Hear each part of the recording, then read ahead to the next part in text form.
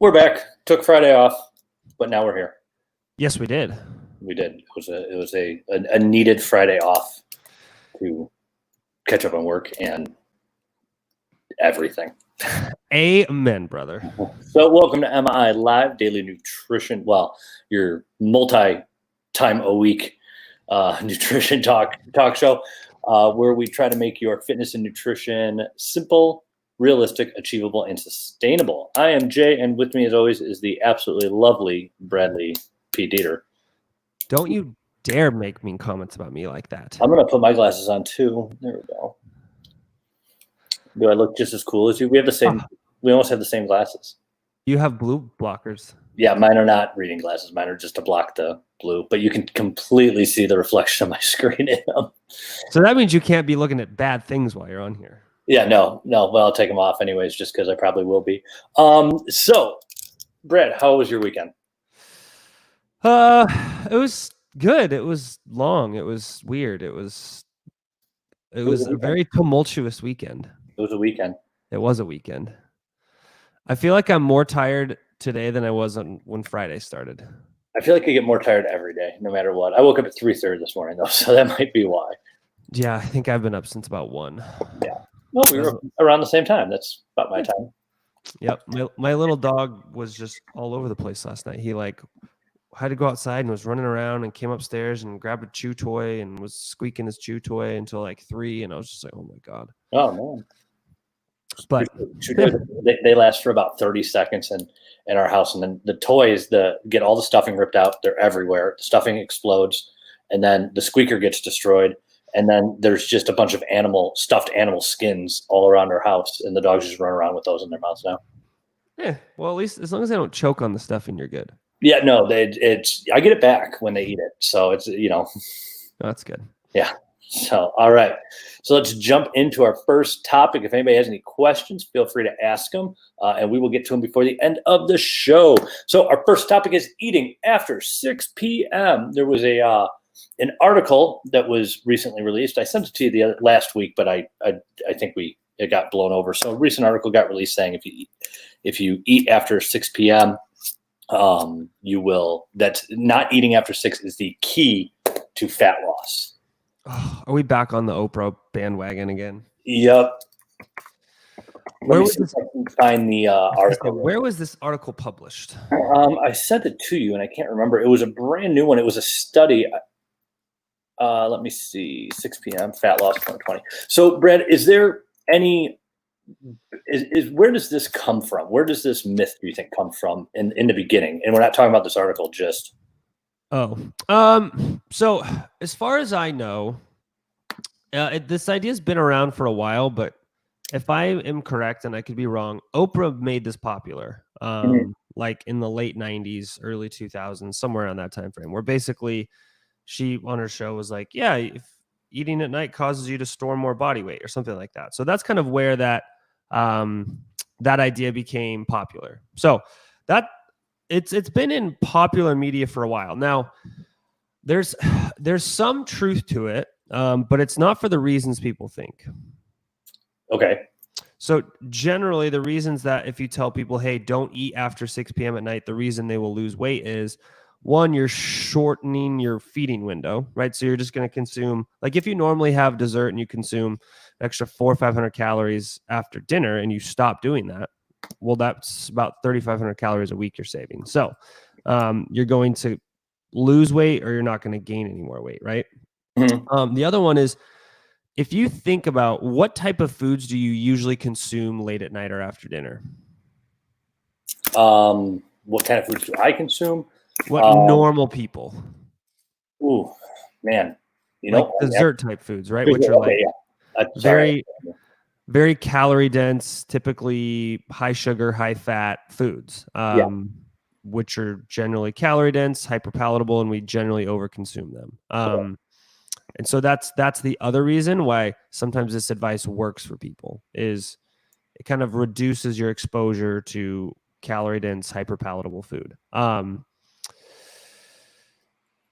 That's generally the way it works. Like, think about, when was the last time are you an ice cream person? No, I'm not a very big sweet person. Oh. Yeah, I'm a bad example. So let's just use a corollary. You like Cool Ranch Doritos. Yeah. Right. When was the last time you measured out a serving of Cool Ranch Doritos and just ate that one serving? Probably May. And before that, I was probably January.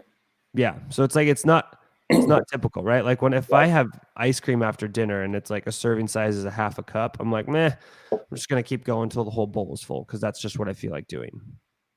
Yeah. Okay. That makes sense. So I'm looking at this article. It's from June. This is in the U.S. Sun, and this is a study from Johns Hopkins, and it says this study sheds new light on how eating a late dinner worsens glucose tolerance and reduces the amount of fat burned. Okay. Now that can be true. So the effect of late eating varies greatly between people and depends on their usual bedtime. This study shows that some people might be more vulnerable to late eating than others. If metabolic effects we observed in a single meal keep occurring chronically, then late eating could lead to consequences such as diabetes or obesity. Yes, but I mean, even if you have altered fat metabolism and elevated glucose from eating late at night, doesn't really suggest that you're going to gain weight, right? Okay. Like those two things are not correlated all the time. Right. So is that most likely a causation because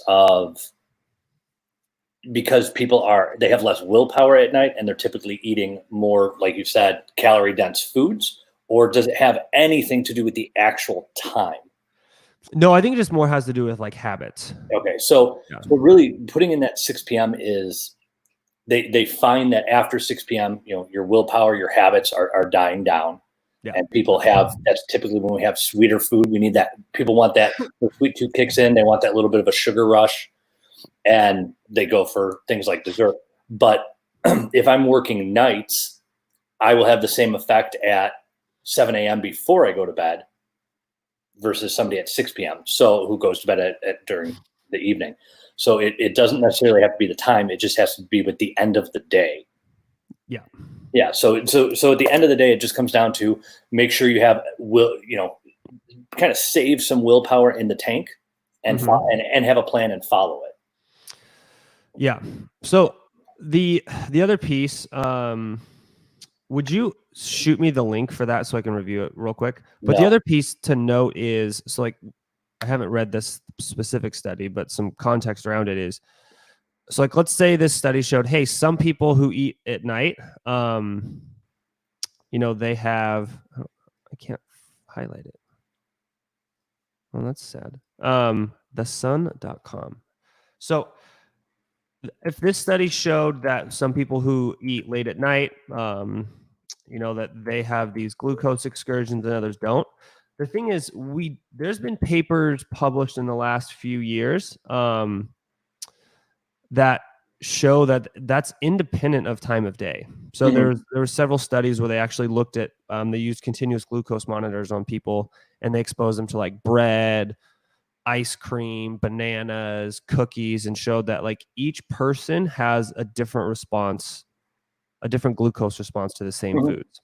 Yeah. So, I mean, this could just be like, hey, in some people, it doesn't matter what time of day. It's just, it always is different. Right. So.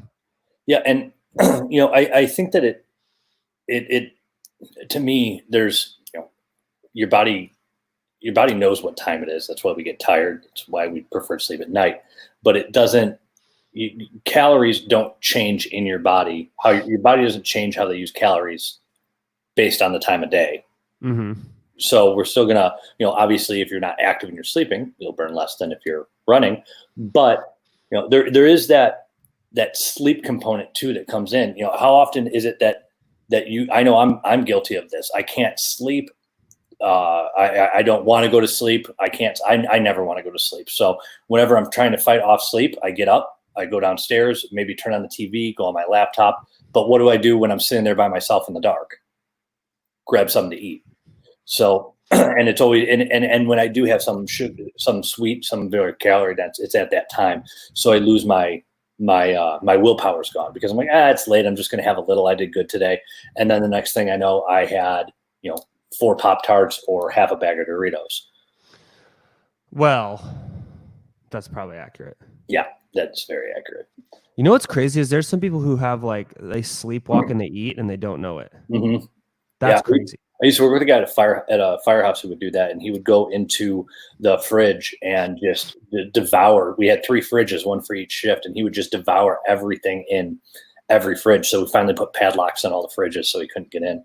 That's so funny. Yeah, I mean, he would just eat everything, and then he'd go right back to sleep. And it took us like a month to figure out who it finally was. All right, let's see. Are you reading that article right now, Brad? Yeah, I just reviewed it. Okay, I was gonna get. Are you need more time? I'll go through some comments. Go for it. Okay, so Sarah says, "Hey from the UK. Hey from Chicago, Sarah." Woody says, "Hey guys, hi, Woody." Somebody's tagging somebody. Ann says, "Hi from the UK." Man, all you UK people here today. I think Woody's in the UK too. Woody says, if you are working with a client who's trying to make weight for a sporting event, how close do you try to get them to the target weight before relying on dehydration to do the rest? Ooh, it depends. One, it very much depends on the event. It depends on how much weight they have to lose and how time sensitive it is. So let's go into the assumption that you can plan their event around their weight. You can pick this event when they make weight. I would diet them down to maybe 5% underweight and then bring their calories back up to maintenance for a week or 2, see where they go, and let them be. You are going to perform much better being naturally 2 pounds underweight than if you have to drop water for 24 hours before an event and come in and rehydrate.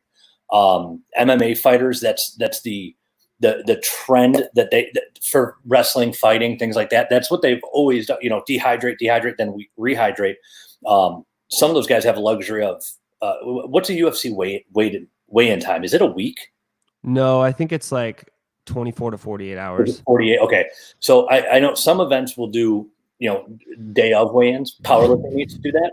So if you have a day in weight, you definitely don't want to do that. You want to make weight. Maybe be right at weight the day before. I would definitely cut out carbs probably by like 6 p.m. The day before the event, and that way they can get up and weigh in. But I definitely would try to avoid dehydrating as much as possible because it's not fun to load that much fluid, and you're just going to feel like crap anyways. I would rather be a little underweight and feel better so I can perform better than have to rapidly all of a sudden pull myself together. And there have been a couple fighters. Corey Robb's real big on weight loss for sports. So this would be actually a good question to post in the group and tag Corey.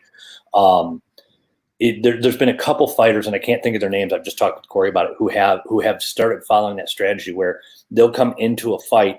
They don't have to dehydrate. They just eat. They can actually eat whatever the hell they want the day before a fight because they're 2 to 5 pounds under where they need to be, and they perform remarkable. Obviously, there's a skill level factor in there that sometimes worries, but on their person, if you compare fighters or wrestlers, when they changed, their performance significantly improves even in one fight to the next without a significant time in between. Yeah. So here's the question for you though. What about the people who have to compete in a lower weight class to win that weight class, and their natural body weight, they just can't get down there? Even with dehydrating? No, I mean if they have to dehydrate themselves to get there. Yeah, so they're going to have to dehydrate. So what's the question? What do you do, or how close do you get them?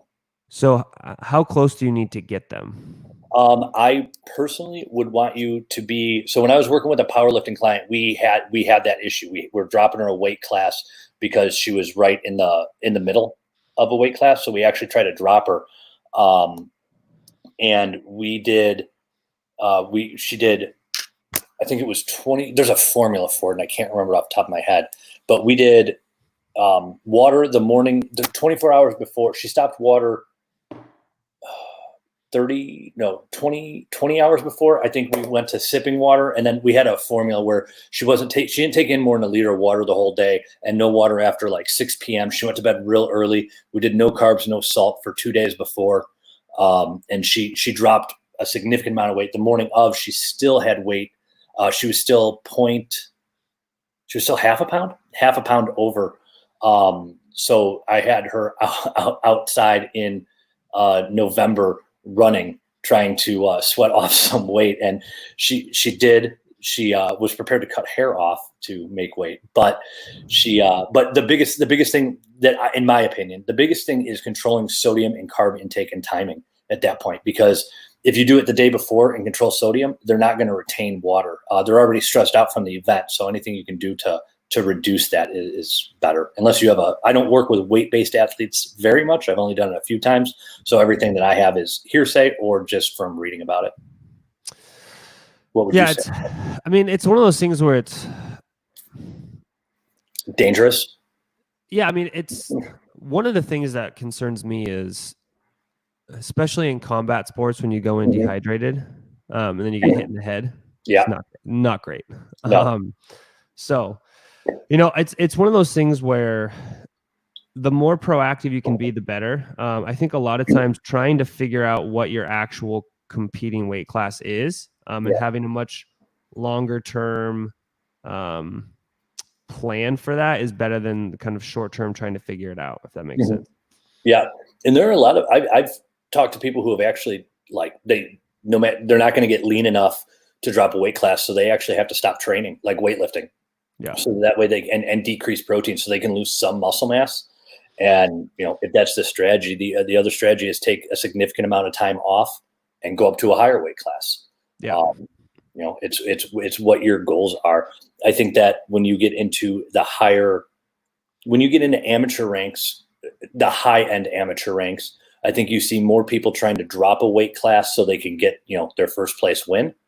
I think when you get into the pros, you see people doing that, but I think that the better approach is to train up to a higher weight class. Yeah. If you look at,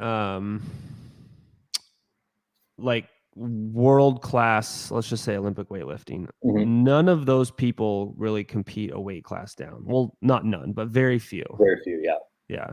They're all trying to get into a bigger weight class because they just want to get bigger. Yeah. It really, and that's part of that is people compete too much, right? Yeah. You have weightlifters and things like that. Weightlifters, MMA fighters. Yeah, if you look at professional MMA fighters or professional weightlifters, they compete once, maybe twice a year, and generally they only peak for one of them. Yep. Yeah, and I think it's important to point out too that we're not talking about body fat dropping. Over long term, in between matches, bouts, whatever. Yeah, they're dropping body fat, maintaining a certain certain percentage of lean muscle mass. But we're talking about dropping weight on a scale, water weight, just non-fat. And that, this is something that you see people like detoxes. This is what a detox or a cleanse does. It doesn't. You're going to lose minimal amounts of body fat, negligible, but you're going to drop. I dropped 10 pounds on the scale in a 5-day detox. Well, as soon as you eat for one day, that weight is right back, and you're probably going to feel more bloated because your body's going to retain so much of that as it can. So I am not a big fan of dehydrating. Does UFC still allow rehydrating with IV? I have no idea, because I can't remember if they did and we're talking about banning it, or if they did ban it. Because that in my opinion is a huge issue too. It's I know some amateur places allow that I've seen weightlifters do it, and I think that's just such a crappy strategy. All right, next one. Let's see. Oh, Woody is in Israel. I'm sorry, Israel. Let's see. Sarah, if I don't eat after 6 p.m., I'm hungry again by 9. Seems like a recipe for disaster when I've got tasty snacks in the cupboard. Yep. And that is, that's one of those personal things yourself, and that's the best way to handle it. Yeah. I would say if one of the strategies I tell people if they're like late night eaters is just move your dinner back a couple hours and eat dinner at like 7:30 or 8. Yep. We started eating dinner at like 7:30, 8 o'clock, and it's it's helped me go to bed a lot more full and cut down on snacking. Yeah. Amber says, "Buongiorno." Sarah said, "Calories consumed when asleep don't count. It's the ultimate cheat meal." I wish it was that. Amber I wish that was the case. Yeah. Amber said, "I went out for dinner, ate a moderate amount of highly palatable foods. When I got home, I wanted to dive into some ice cream. Why is that?" It's just because your brain's now wired for reward, so you probably got a big dopamine release, and your body's searching for more dopamine. Now, It's not completely different from like drug seeking behavior. I mean, not that it's anywhere in the same realm, but like the same neural circuits are involved. Yeah, well, that's why food addiction is now in the DSM. Yeah. So can you substitute that dopamine craving? Like, obviously, okay, I had highly palatable foods. I get home, I want a reward. I want another dopamine release. Can I substitute that for something else? What do you mean? Can I use something else that's going to give me a dopamine, something else satisfying? Like, and I'm not saying this is the answer. I'm just using this as an example. Like exercise? Yeah, that's a healthy choice. I was going to go with like if I went out, I ate something, and then I get home like, oh my God, I need ice cream. I need ice cream because my brain wants another dopamine pump. Can I go online shopping and get that dopamine? If I get a dopamine release, will that satisfy that? Or is it specific to food? I have no idea. That'd be an interesting one. So, new study. Give people a bunch of highly palatable food and then have them do online shopping and see if it abates any of their... Maybe I'll ask.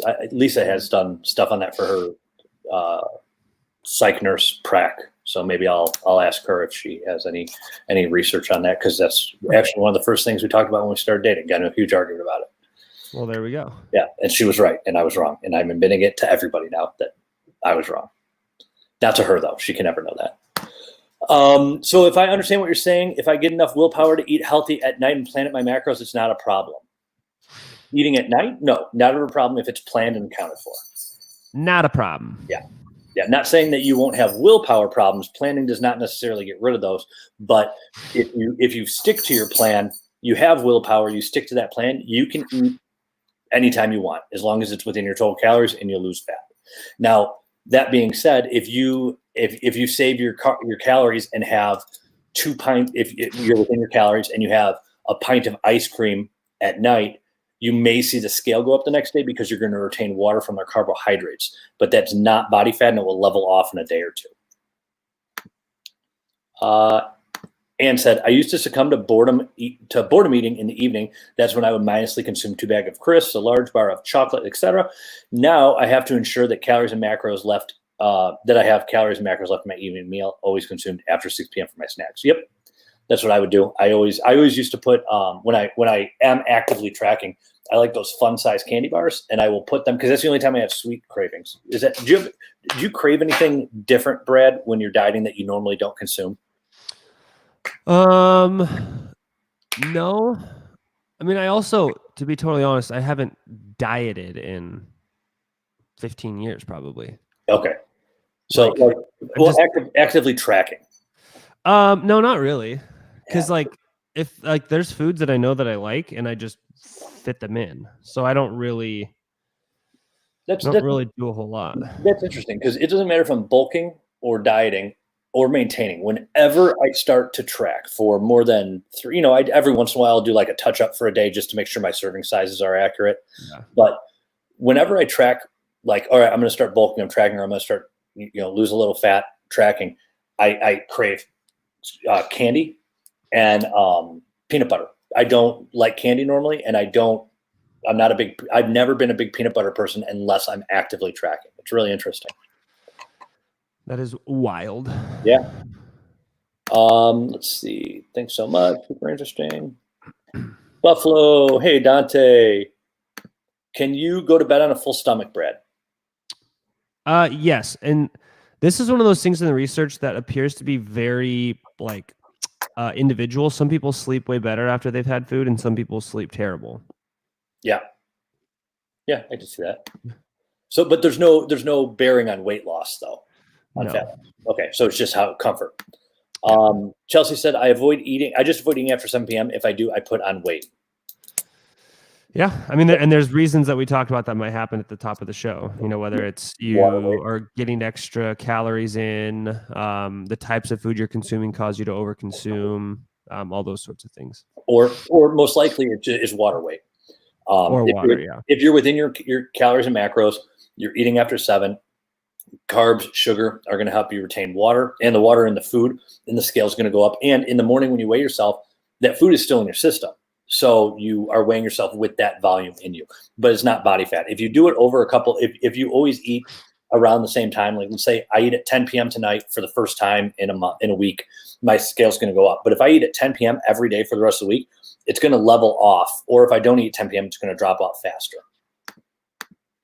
When do you not want to dive into some ice cream? Never. Well, unless I'm dieting and tracking. That's so funny. Ice cream's like the one food I could eat every day if I am not a big, and I like cold food. I'm just not a big fan of ice cream. Unless it's rainbow sherbet. I could have rainbow sherbet every day. What? Yeah, it's the best ice cream, dude. Are you high? I'm like 12. No, not yet. I'm like 12. But you have to take it. You have to get rainbow sherbet and stir it up so it doesn't look like a rainbow anymore. It's just this big puddle of mess. You are a strange creature. I know. Leanne said, when I diet, I want all the ice cream. Now that I'm in a surplus, I don't have many cravings for ice cream or sweets in general. I find that with a lot of people. That's pretty nuts. Yeah. If I'm eating late at night and all goes to plan, and it goes past midnight, do I track her yesterday, today, or tomorrow?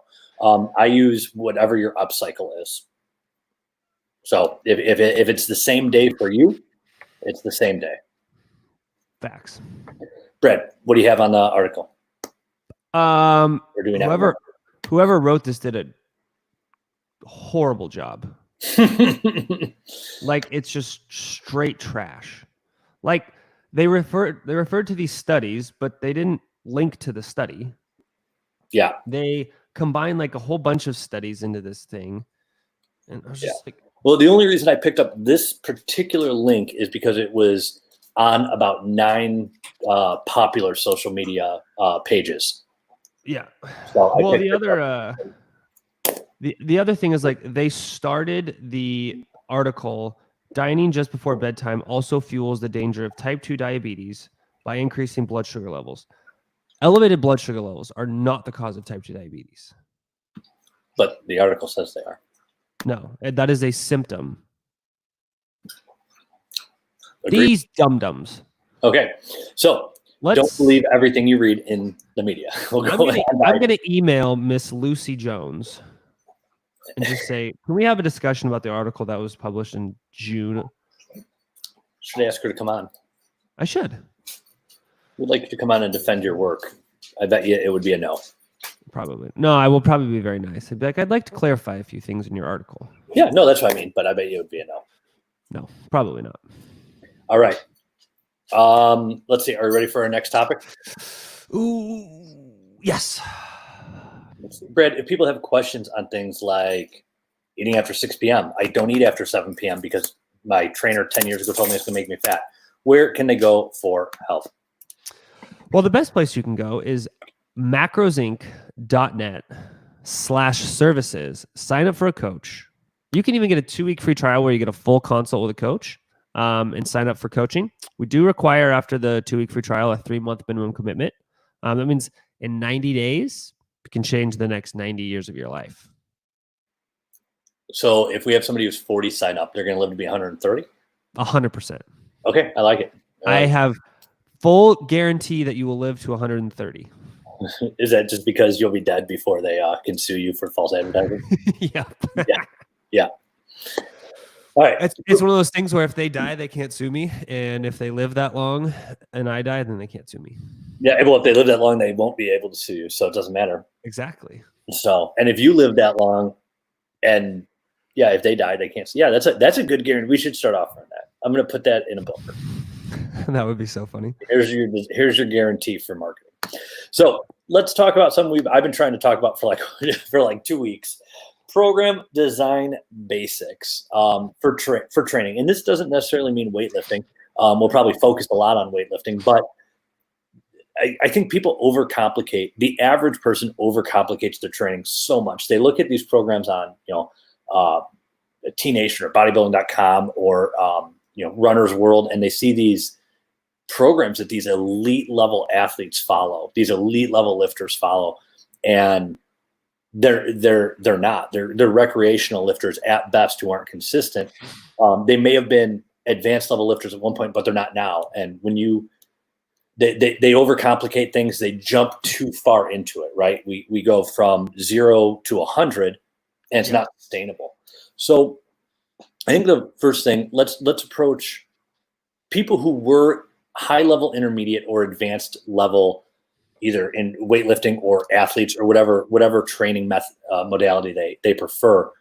Is it best if I've taken a year off of my, people are out of the gym, right? Have been out of the gym now for what, 3-4 months? Probably 4. Yeah. 4 months. If I was a high level intermediate or an advanced lifter or people can still run, so I'm going to kind of leave that one out of this question. But if I was like a high level lifter or CrossFit athlete, when I come back, should I start at a much lower level than I was if I haven't done anything or have done very little work? Or should I jump back to where I left off? Maybe adjusting weights, but we're talking like volume. I would reset. Yeah, you can basically start at a beginner again. You'll progress faster. But I can start down really low, right?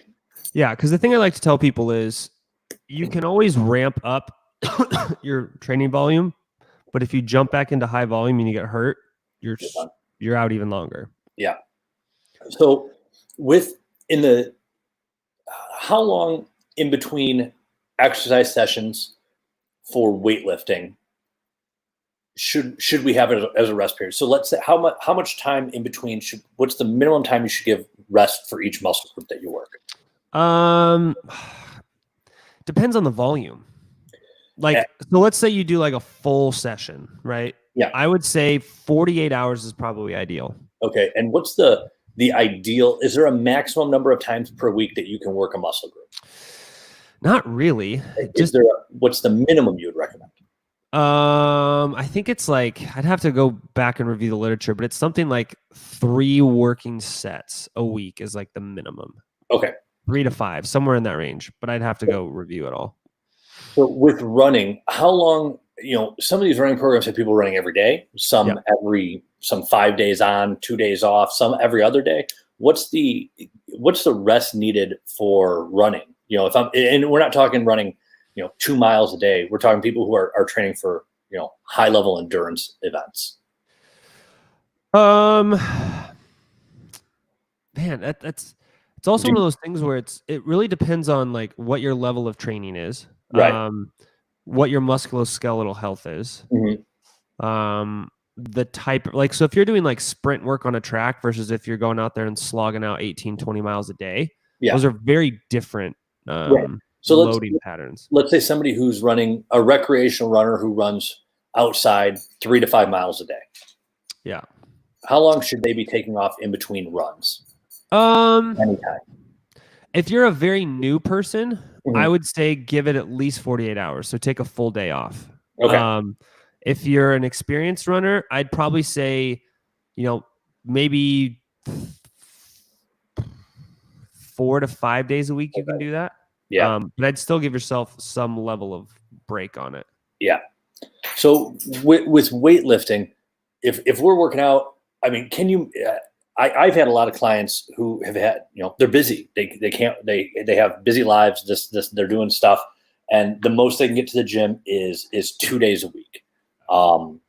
And I always push for the 2 non-consecutive days. I've never had it be an issue, so I've never had to work with that. But is 2 full body sessions for 45 minutes in a gym adequate for? You're not going to be a bodybuilder, but is it adequate for maintaining and putting on muscle mass? I would say for maintaining, yes. For putting on muscle mass, depending on how trained you are, that may not be enough. Somebody who's never lifted before, somebody brand new. Then 2 days a week, you can probably see some pretty good progress. Yeah. So I like to start people there. Maybe if you've been lifting on and off for a couple of years, or you're just not consistent, maybe 3 days a week. But I do think that starting with a program that's 3 days, 2 to 3 days a week, is best for most people. Saying you're going to jump in and go to the gym 5 days a week or 6 days a week is, unless you're like a 22-year-old who has no real commitments in life, it's just not a feasible plan for most people. I think that's where people go south. So if you're starting out 3 days a week, full body, 24 hours off in between, is that a fair beginner program? Yep. Then with any program, when we're switching up workouts, what's the minimum amount of time? We always, you hear people, you gotta muscle confusion. You got to confuse the muscles, which is weird.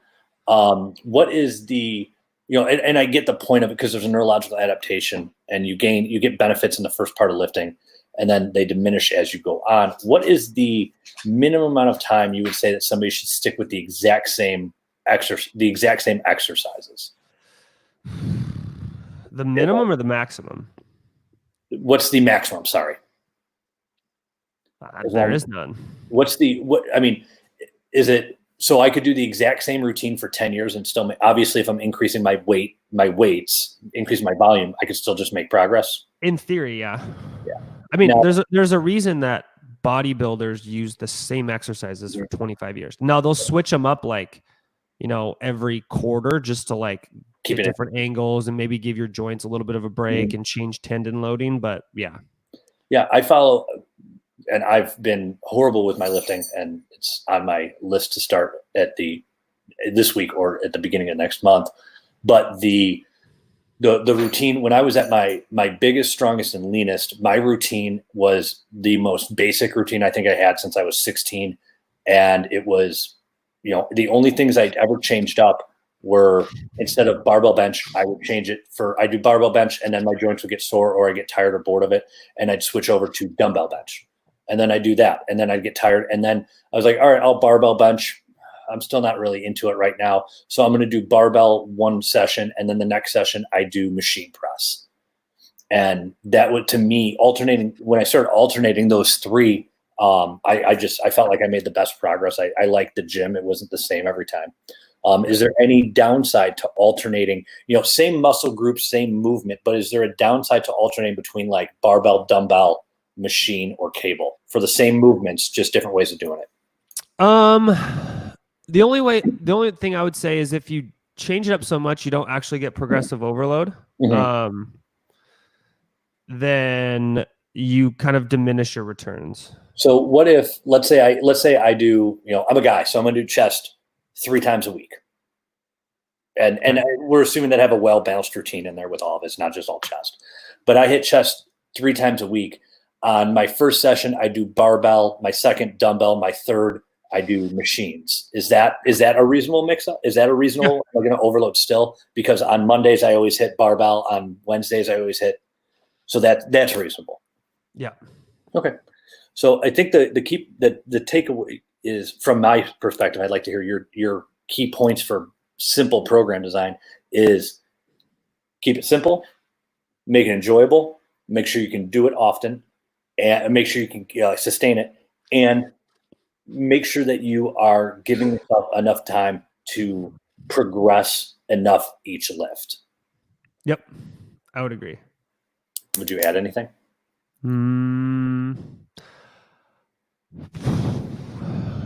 I would say just make sure that you're spreading the workload across your whole body. Yeah. Don't just train upper body and not legs. Yep. And make sure you train hamstrings and quads, back and chest. Like, you kind of spread it out. Yep. How about for females? You hear a lot of females who just don't want to lift upper body. Like, guys don't want to lift legs.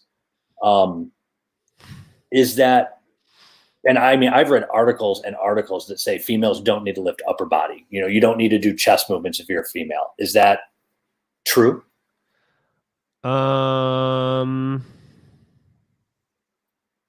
For overall physique and health, no. Yeah. No. Yeah. You need to, you don't have to be bench pressing 225 pounds, but you definitely need to be working muscles.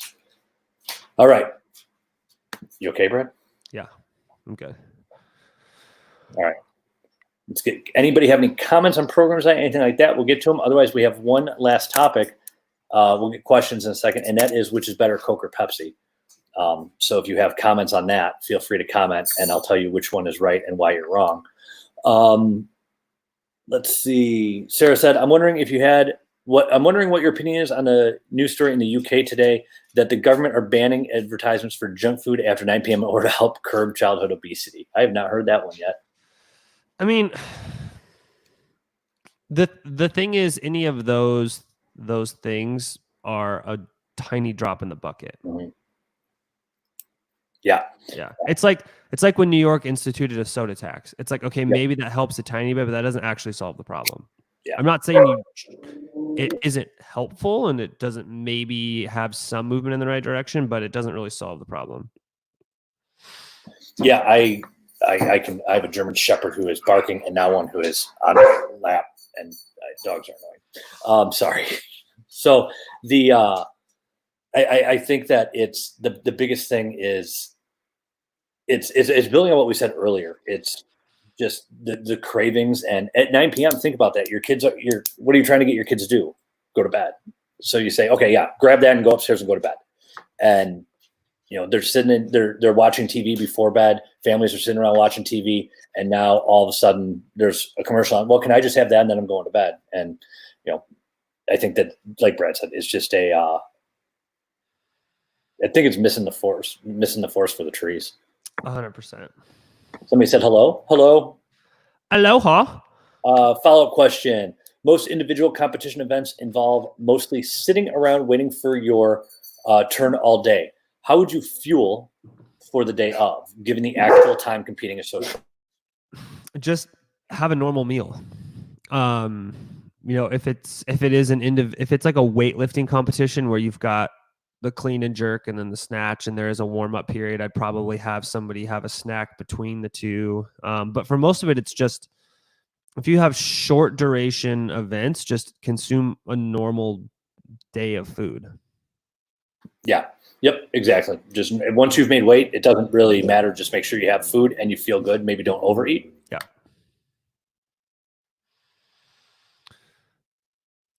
All right. I love upper body day. Well, good. You should. Amber says, sorry, the mail, they're delivering a package to my neighbors, and my dogs are going absolutely berserk because they love the UPS guy. He used to bring my dog treats when she was a puppy, and now whenever any delivery person comes, she goes absolutely berserk, and she just pushed all the chairs out from underneath my kitchen table. That's what happens when you have big dogs. That's what happens. Yeah, when dogs weigh more than people who live in your house, it's a problem. Coke 100%. Other people love upper body. Neither. I clean brass with Coke. You know what's interesting about that idea is, like, we see all these videos of like Coke dissolving stuff. Mm-hmm. Your stomach acid's worse. Yeah, it's like you have stomach acid. That's the pH of that is somewhere between like 1 and 3. Yeah. And the pH of Coke is like maybe 6.5 or 7. So it's like not that acidic.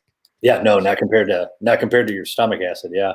Yeah. Let me look. Yeah, and your stomach's gonna bounce that out, right? That's why I always think, the pH water, drink a high pH water, and it brings the acidity to your blood. Like, yeah, but it's not hitting your system like that. Well, I didn't realize the pH of Coke is actually pretty low. What is it? Diet Coke, the pH is 3.65. Oh, that's pretty low. Yeah. Well, just makes your stomach acid better. Yeah. So stomach acid. Yeah, stomach acid is between 1.5 and 3.5. So it's about the same as a can of Diet Coke. Yeah. Interesting. Coca-Cola Classic has a much lower pH than Diet Coke. What's it at? 2.5. Wow, that is really low.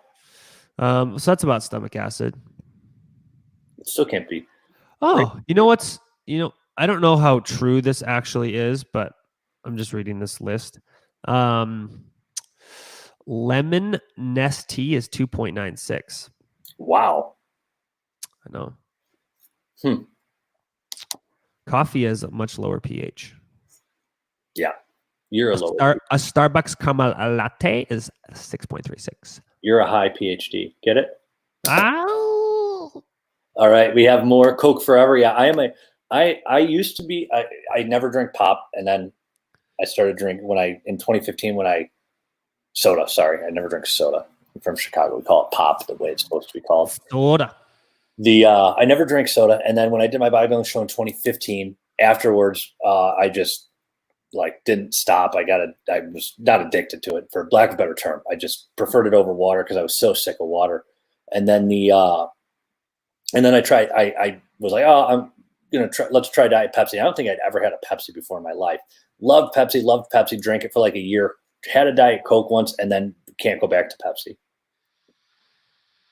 My child would be in bed before 9 p.m. Yeah, I'm like, if your kid's up at 9 p.m. watching infomercials anyway, like they should be in bed. Depends how old they are. That's true. I mean, sometimes I go to bed at 8:30, so I just say, all right, we go to bed at like 8:30 sometimes. He's not ready for bed at 8:30. And sometimes I want him to sleep in the next day so I can get work done. So I'll be like, yeah, your TV shuts off at 11, and then I'll just go to sleep and his TV shuts off at 11 automatically. Somebody said my dog is adorable. No, he's a monster. He's a jackass. But thank you. Rita said, what about doing in the same day dumbbell or barbell chest press, incline press, and narrow grip chest press? Is that narrow grip chest press? Is that just leading to injury? No, I mean, generally, if you can do higher volume of a specific body part in a given day, that's what I would do. Yep. Yeah, I don't see anything wrong with that. Brad, what about hitting every muscle group once a week? That's reasonable. Is that too much time off? So let's say I do chest one day, back the next. I do chest and tries, back and bis, shoulders, legs, and then I take a day off, and then I start over. Or I take 2 days off and I start over on the 7th. So is hitting one muscle group every 6 days enough, or should it ideally be twice a week? It depends on how far into your training career you are. If you're early in your training career, yes, that's totally fine. If you've been doing it for 15, 20 years, that's probably not enough volume. So probably twice a week then? Yeah. Okay. Teresa said, it's pop. I'm from Chicago too. Also Diet Pepsi. It is pop. No, we're from Chicago. We drink RC Cola here. First of all, the only correct answer is Coke. Yeah, I agree. Pepsi is hot trash. Pepsi's good. I just had a Pepsi yesterday. That's why I asked this. Wrong. It's have you seen the blind taste test? The studies were interesting. So I read it in a marketing book I read about how Pepsi redid, because everybody, when you ask them, they'd always say Pepsi, Coke. But when you give them the blind taste test, most people pick Pepsi because it's sweeter. However, if you ask them 5 minutes after they've had it, or if you give them a large amount, they always pick Coke.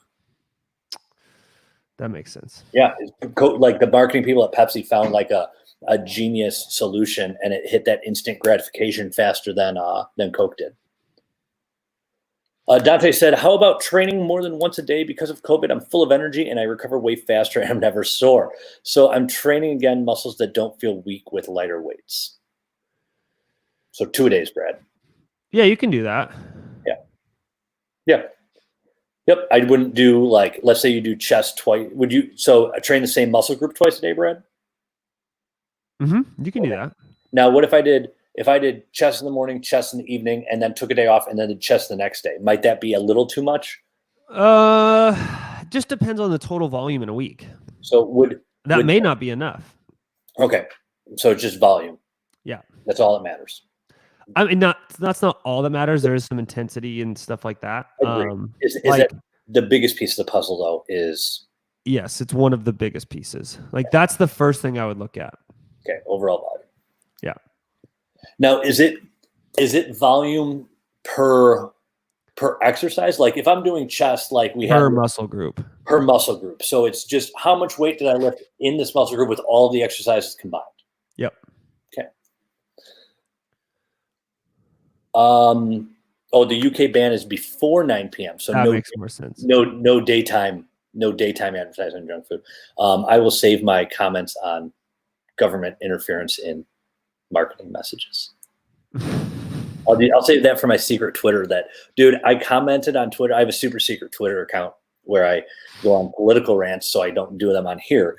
And I commented the other day, and dude, my Twitter blew up. I got like 7,000 likes on my Twitter comment, and I only have 7 followers. Really? So, Yeah, but this was a comment on somebody else's at 7,000, and then the guy sent me a message, and he said, and he goes, quick, because my account is clearly like it's in there, like, I just don't want people to know who I am. I'm not saying anything rude, anything like that. I just don't feel like debating people or people saying anything, and I'm not posting stupid stuff. Like I cite sources in my arguments, and they're like, I try to have conversations. Cite them.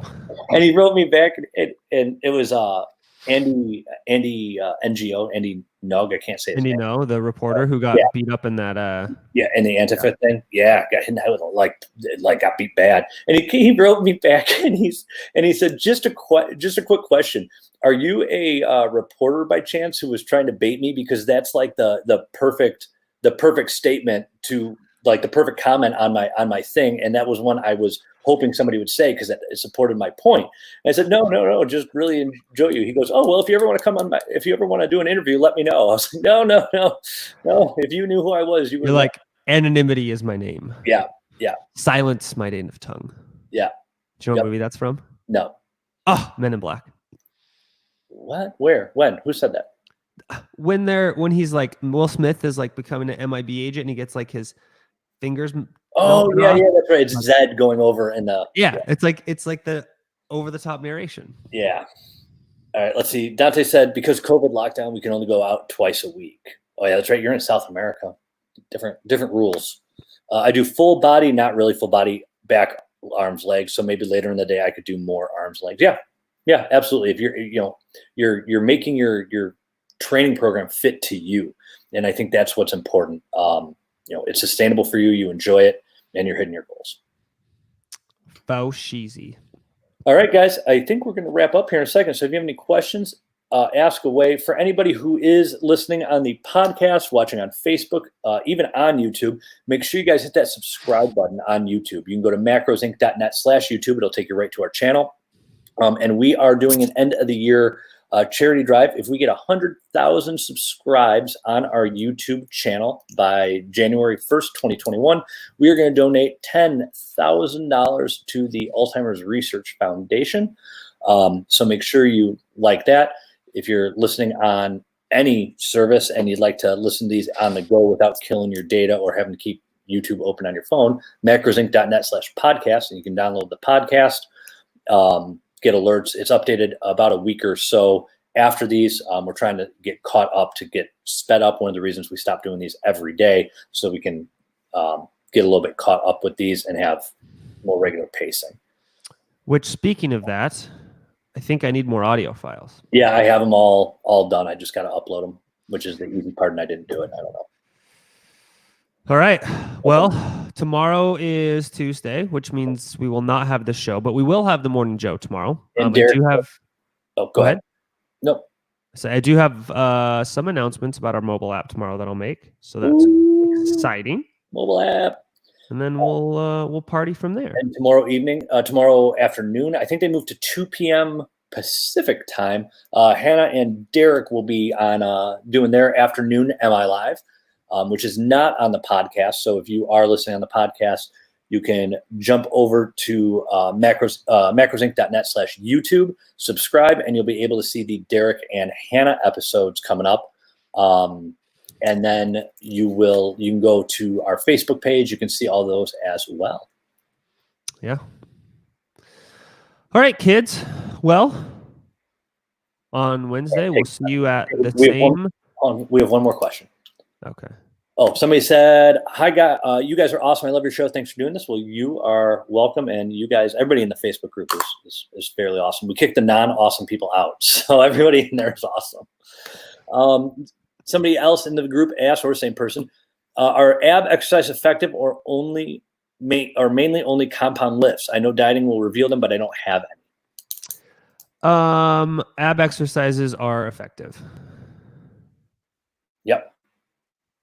Is there following up on? We'll be quick on this. On ab exercise, the old wives' tale is you can exercise abs every single day. They don't need rest because they're a different muscle group. There is a different muscle than everything else because it's so thin. Is that true? Yes and no. I mean, the thing is, your abs can take more volume than most muscle groups because they are used more often, but they do require overload and then recovery. Okay. So can I do have to overload them though, correct? Yes. Okay. So you can either do that by volume or weight or some combo of both. Perfect. All right. I think we're done. Yes. All right. See you guys in a couple days. Same macro time, same macro channel. Whoop, whoop. Goodbye. Whoop, whoop. Oh my God.